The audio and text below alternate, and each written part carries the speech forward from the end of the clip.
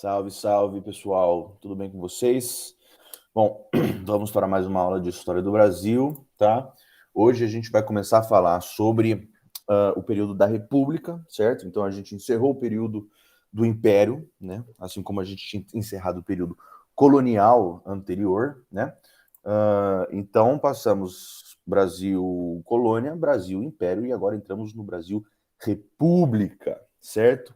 Então vamos lá, gente. Eu vou abrir isso aqui e eu espero que. Tô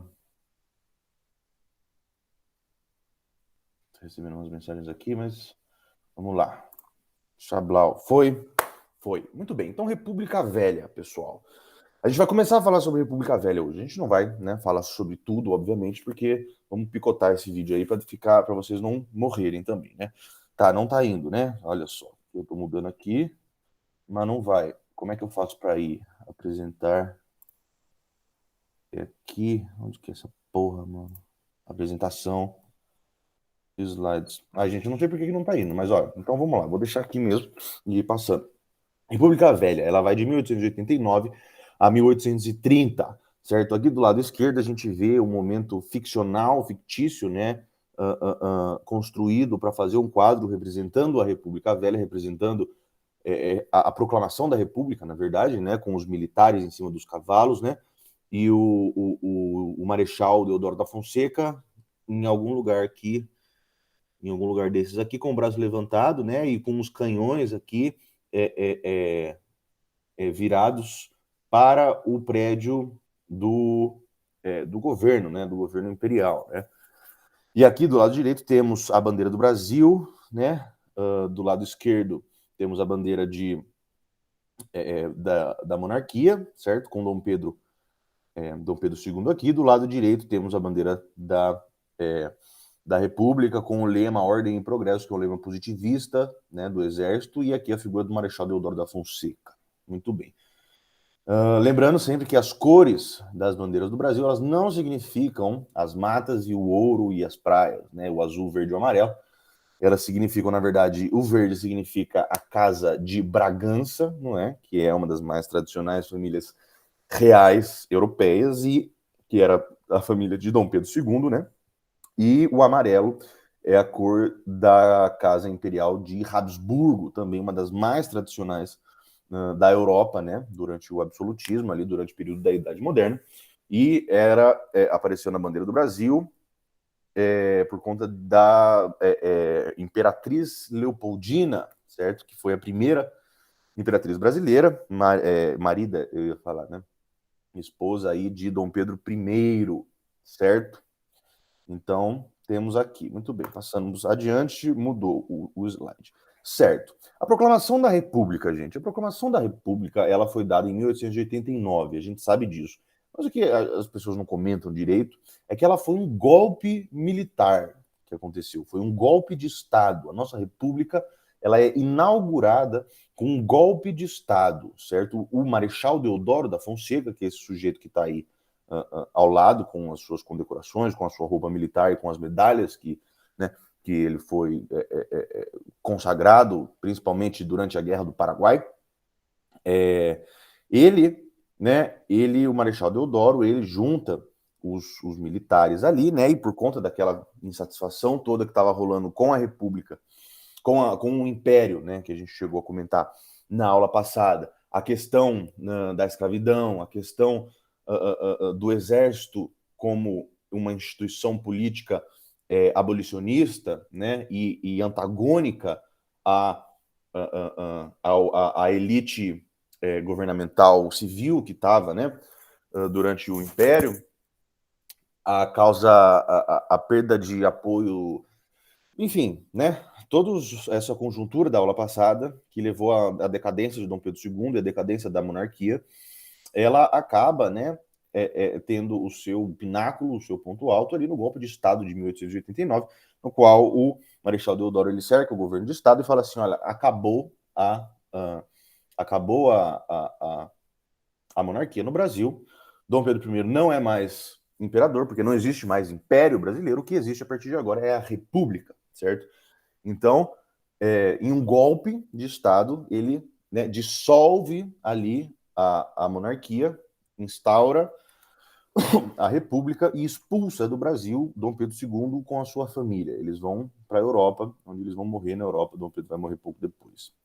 Em 1891, na subsequência ali do golpe de Estado de 89, é promulgada a Constituição Republicana de 1891, a primeira Constituição Republicana do Brasil, certo? Até então, até 1891, estava válida, até 1889, na verdade, né? Porque depois da queda da monarquia, a Constituição Imperial, certo? Que é a Constituição de 1824, a primeira Constituição brasileira que foi outorgada pelo imperador Dom Pedro I, certo? Que não aceitou o projeto de constituinte que se fazia no ano anterior e dissolveu a Assembleia Constituinte porque ele achou que as propostas da Constituição da Mandioca, que foi o primeiro projeto de Constituição do país, trazia muitas restrições ao poder do imperador, e aí ele outorga, que é impõe, que é obriga, que é coloca à força a Constituição Imperial de 1824,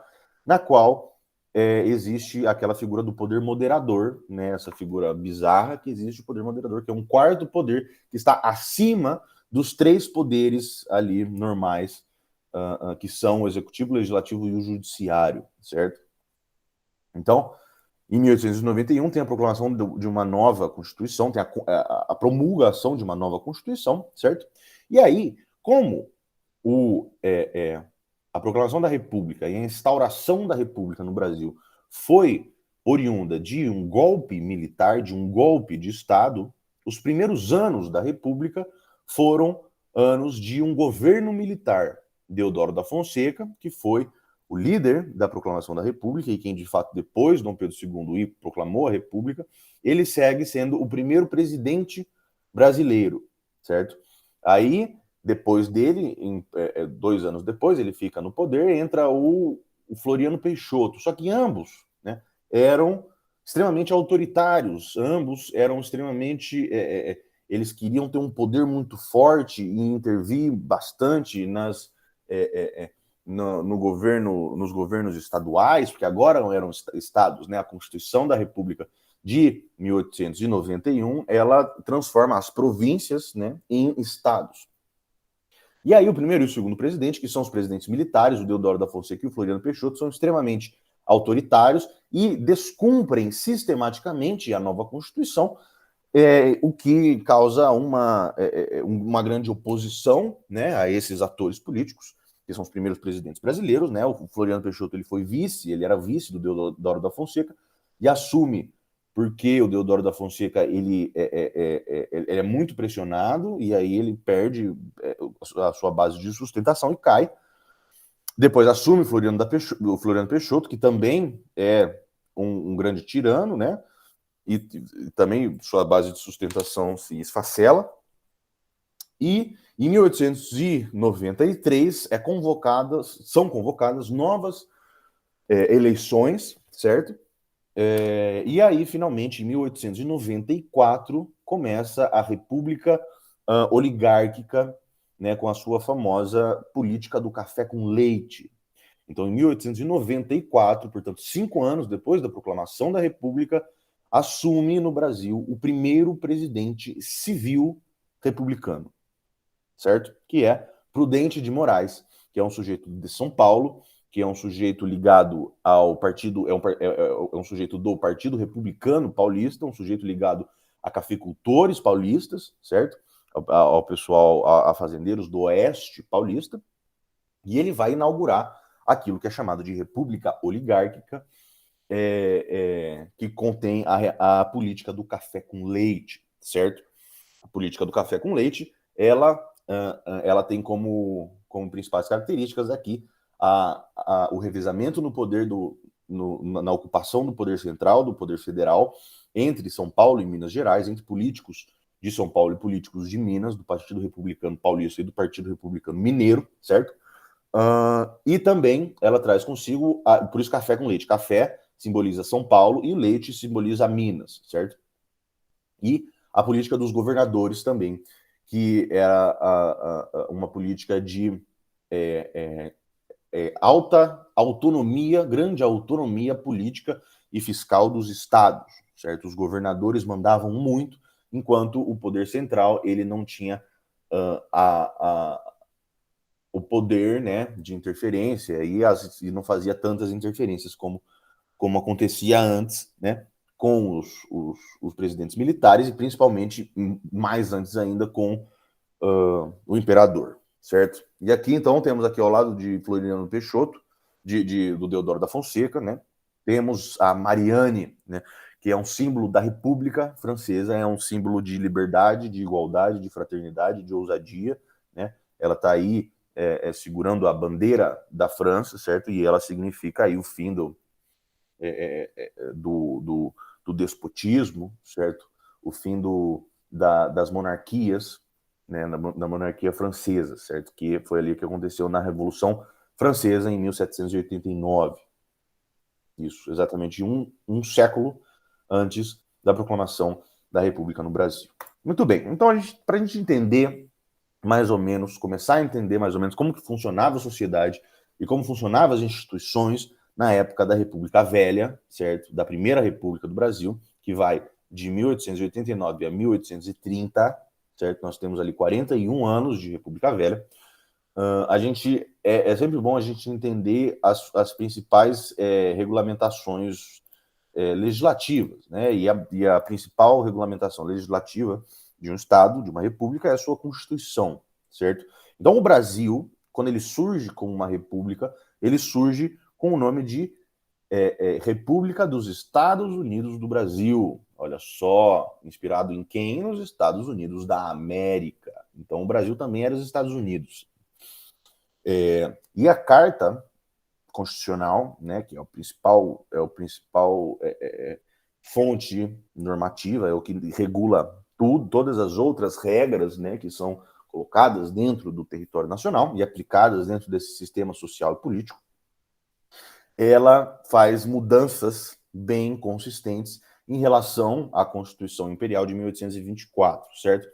E ela implementa a organização do Estado brasileiro, basicamente, com o federalismo, com o presidencialismo e com o sistema bicameral, certo? O federalismo, ele significa a descentralização do poder político, portanto, uma maior autonomia e controle fiscal para os, agora, estados da federação.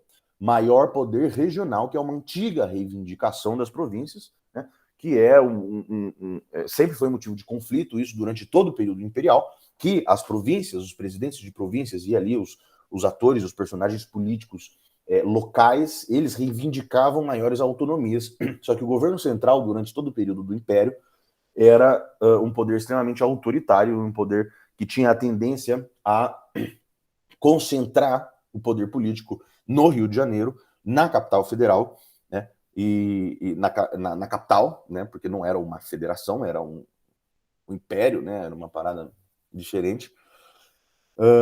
E também, né, a Constituição ela traz o fim do poder moderador, que é essa figura bizarra que era exercido pelo próprio imperador, e que significava que, na prática, quem mandava era o imperador, porque ele podia destituir presidente, né, que era o presidente do Conselho dos Ministros, certo? Que eram, né, a figura que seria o presidente, né? Ele podia destituir qualquer ministro, ele podia dissolver a Câmara dos Deputados, ele podia impedir que leis fossem passadas, ele podia passar leis em detrimento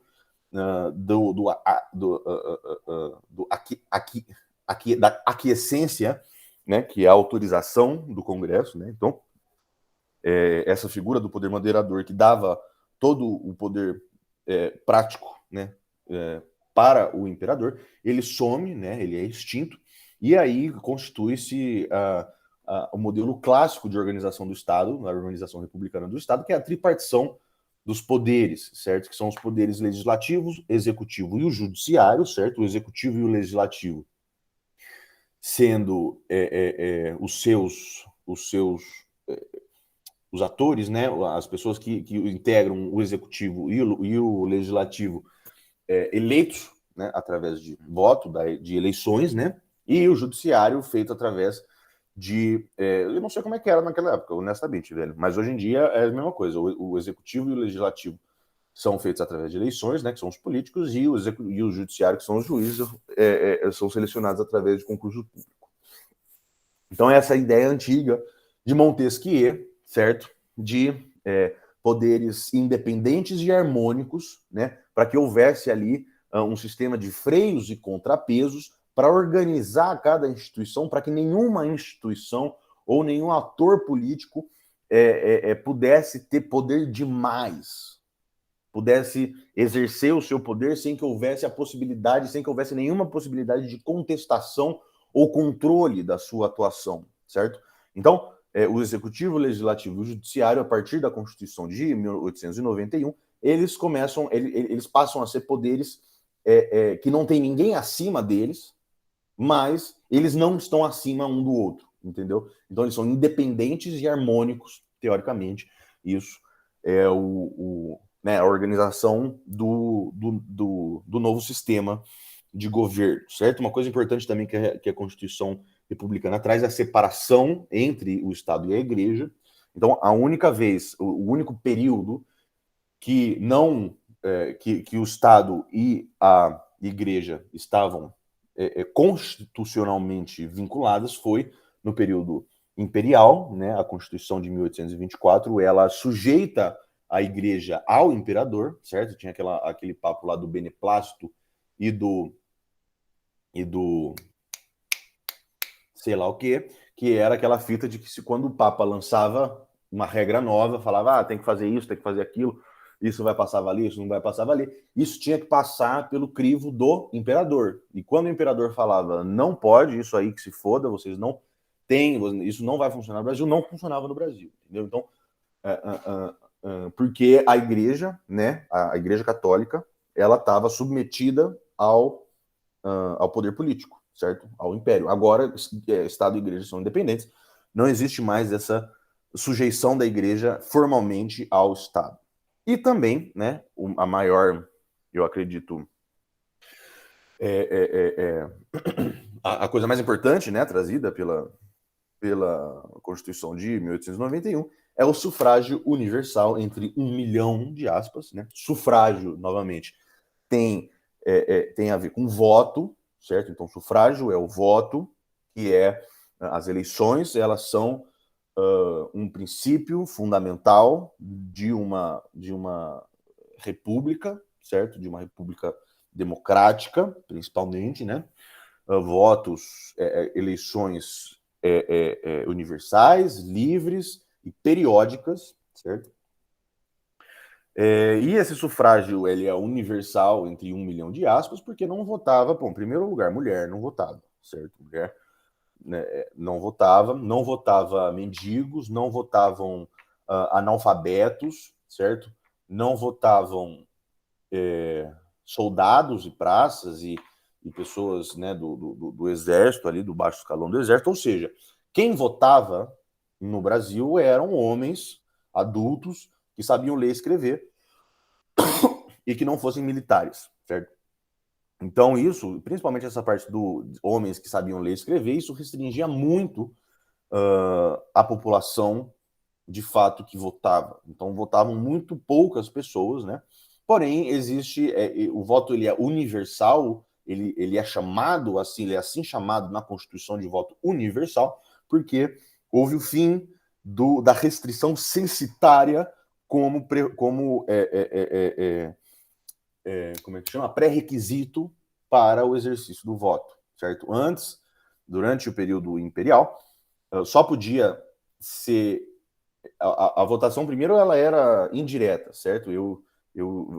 As pessoas, quem ganhava até 100, eu não sei, 100 dinheiros lá por ano, podia votar em quem ganhava até 300 dinheiros. E aí esses que ganhavam até 300 dinheiros podiam votar de fato em candidatos. E para você ser candidato, você tinha que ganhar no mínimo 700, tá ligado? E para você ser candidato a deputado, você tinha que ganhar no mínimo 700 dinheiros. Para você ser candidato a senador, você tinha que ganhar no mínimo 1.000 dinheiros. Então, esse requisito censitário, ou seja, se você só podia votar e ser votado se você tivesse uma bagagem de bens e de poder de requisito de monetário, né, dinheiro, grana, né, que normalmente tinha a ver principalmente com os fazendeiros, né, e com a produção agrícola, agroexportadora brasileira, né, que sempre foi, o Brasil sempre teve essa característica, ainda tem até hoje, né. Então, o voto, o sufrágio, ele passa a ser universal, porque ele não é mais censitário, só que ele é esse universal entre 1 milhão de aspas, porque o exercício de fato eleitoral estava restrito aí a um público bem pequeno, certo? Muito bem, Constituição de 1891, tá aí. Vamos falar um pouco mais sobre a política do café com leite, que é a principal característica, né, dessa República Velha, também chamada de República Oligárquica, certo? Então, de novo, né, a gente falou rapidamente ali no segundo slide, né? Mas agora a gente pode falar que a política do café com leite, ela significa o controle federal, o controle do governo federal por São Paulo e Minas Gerais, né? Eles se revezavam no poder. Essa figura aqui dá para ver isso, né? Vou dar um zoomzinho aqui.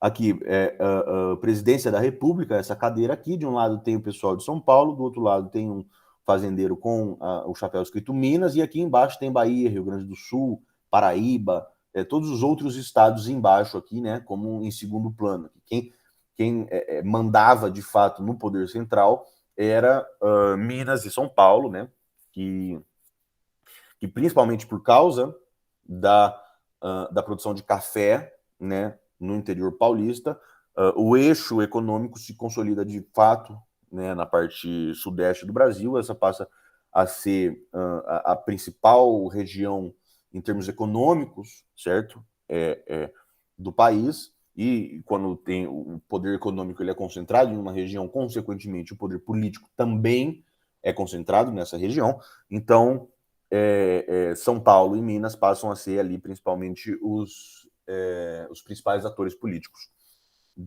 da República Velha, certo?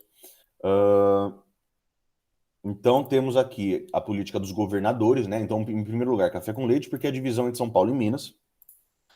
Temos a política dos governadores também, né?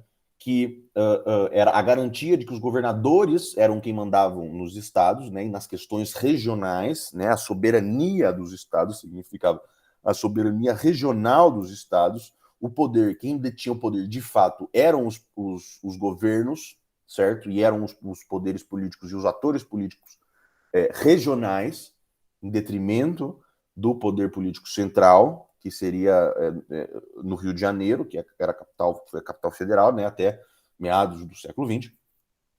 E é isso, tá ligado? Eles dividiam o poder central, mas quem mandava de fato era cada um no seu estado. Política dos governadores, certo? Os governadores que eram os atores políticos mais importantes. Eram mais importantes do que o presidente, certo? O presidente, ele tinha um poder muito restrito para interferir nas políticas locais. Fraudes eleitorais que aconteciam a rodo, né? A degola, que era todos essas coisas aqui que estão entre aspas, que eu vou colocar esses últimos dois entre aspas também, são tipos de fraude eleitorais que aconteciam na República Velha. Na República Velha passou a existir, né, as eleições periódicas, né, e tal. Só que era assim, um festival de fraude absurdo, tá ligado? Tinha a degola significava que os políticos regionais eles podiam impedir que certos candidatos, certas pessoas se candidatassem de fato, né? Ou impedir que elas tomassem posse, que mesmo que elas fossem votadas, elas tomassem posse, porque elas seriam representantes de certos grupos sociais ali da época, né? E que eles não interessavam para a elite oligárquica ali ter esses caras como representantes. Então eles simplesmente, ó, que bravo isso aqui. Hey baby, tell me more. Desculpa, galera, devaneio do professor.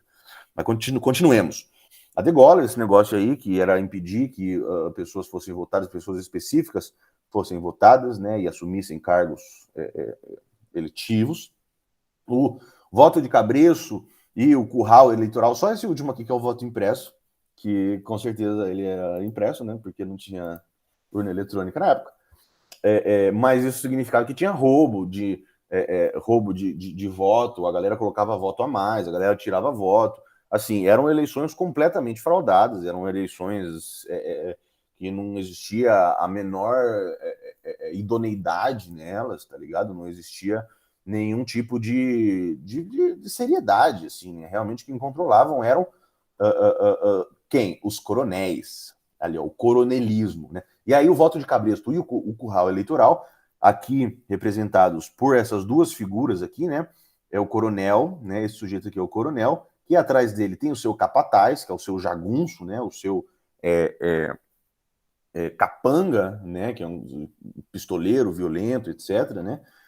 Que metia medo na galera e falava para quem eles tinham que votar, certo? Aqui, da mesma forma, está aqui um político trazendo o eleitor aqui, que é um burrico aqui, né? Que ele não pensa por si mesmo, ele só vai e vota em quem quem manda, certo?